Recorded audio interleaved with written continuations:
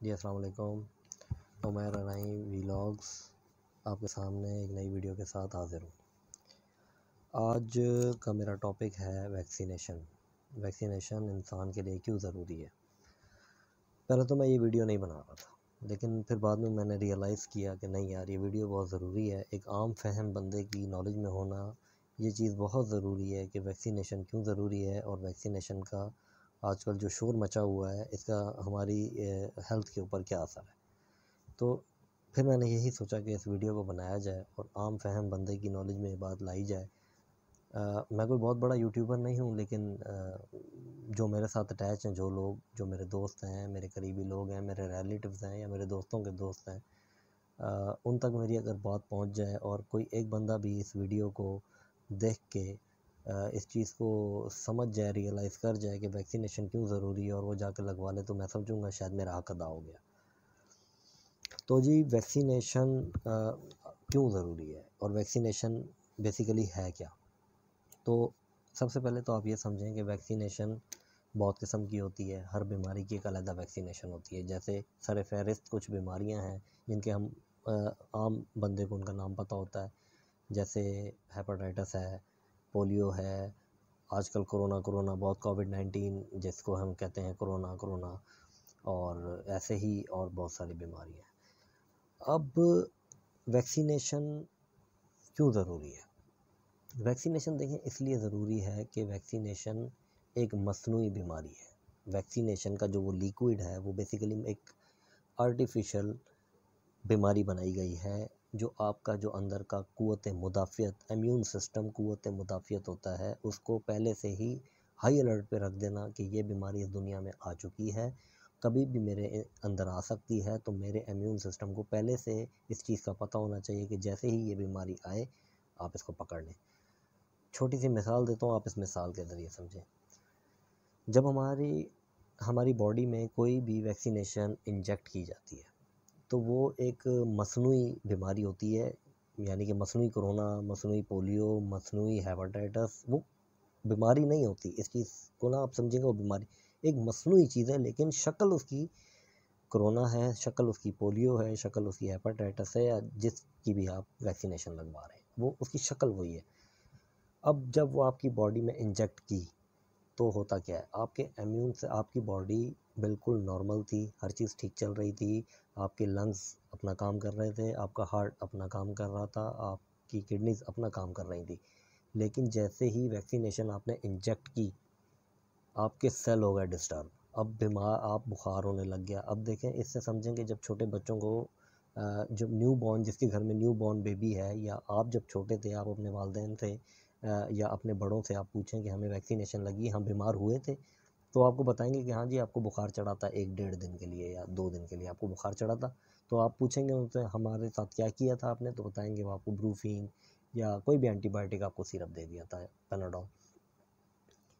तो जब आपको वो बीमारी इंजेक्ट की, वो वैक्सीनेशन इंजेक्ट की, तो आपके सेल हो गए डिस्टर्ब। आपके इम्यून सिस्टम को फ़ौरन पता लग गया कि यार अभी तो सारी चीज़ें नॉर्मल चल रही थी, हार्ट भी अपना काम कर रहा था, सारे आपके ऑर्गन्स अपना अपना काम कर रहे थे, एकदम से ये क्या हो गया, क्या चीज़ बायस है। इम्यून सिस्टम एकदम एक्टिवेट हो जाएगा, वो सेल, आपके जो सेल हैं, जो क़ुव्वत मुदाफ़ियत है, नेचुरली वो प्रोड्यूस करेगा, और वो उस वैक्सीनेशन पे जाके उसके साथ वो फ़ाइट करेंगे आपके सेल्स। जब वो फ़ाइट करेंगे, फ़ाइट करते करते उसको वो किल कर देंगे। वैक्सीनेशंस को, वैक्सीनेशन के जो बैड सेल आपके अंदर आएंगे, वो आपके जो सही सेल होंगे वो उनको किल कर देंगे।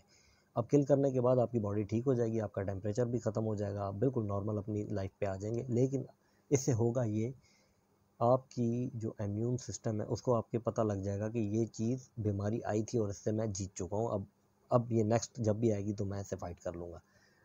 अब देखें जी, एक होता है क्योरेटिव इलाज, एक होता है प्रिवेंटिव इलाज। क्योरेटिव इलाज वो होता है कि आप बीमार हो गए, अब आपका इलाज होगा, आप हॉस्पिटलाइज हो जाएंगे, आप घर में रह के दवाई खाएंगे, वो ठीक हो जाएंगे, वो इलाज है आपका, वो क्योरेटिव इलाज है आपका। एक होता है प्रिवेंटिव इलाज, ये वैक्सीनेशन है प्रिवेंटिव इलाज।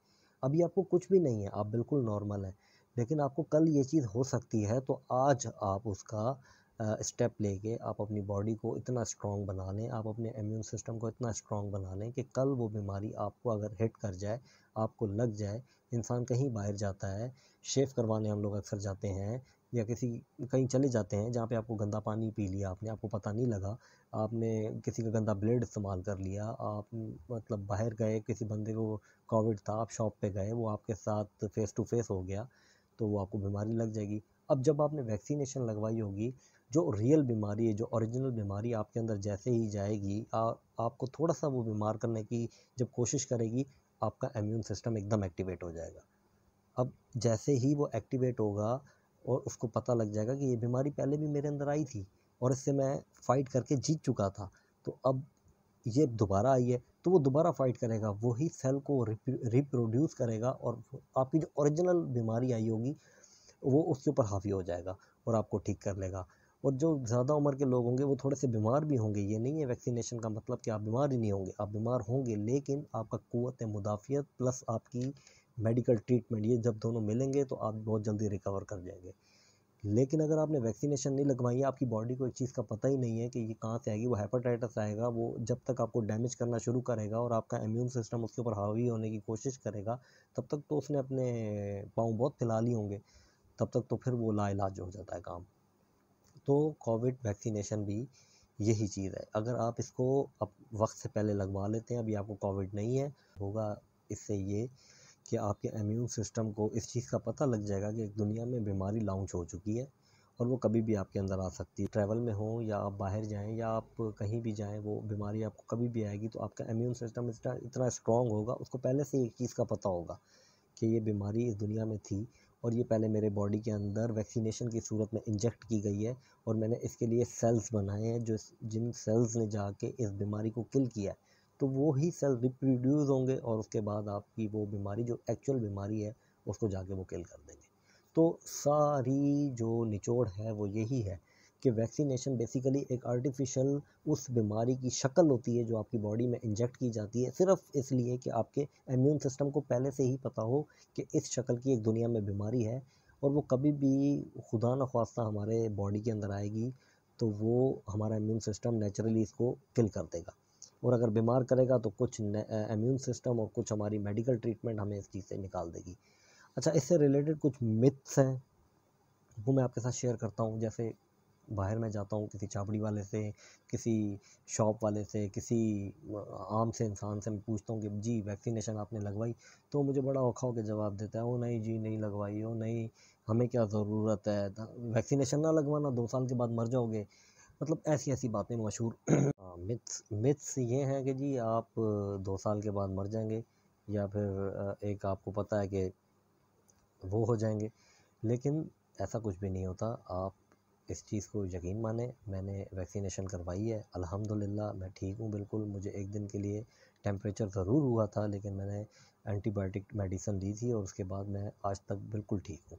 ऐसा कुछ भी नहीं होता, कोई नहीं मरता इलाज कराने से। और आप इस चीज़ को बिल्कुल ईज़ी लें और वैक्सीनेशन जाके करवाएं। और आप तो ये वीडियो शेयर करें मेरी अपने दोस्तों तक और प्लीज़ वैक्सीनेशन लगवाएं। Thank you.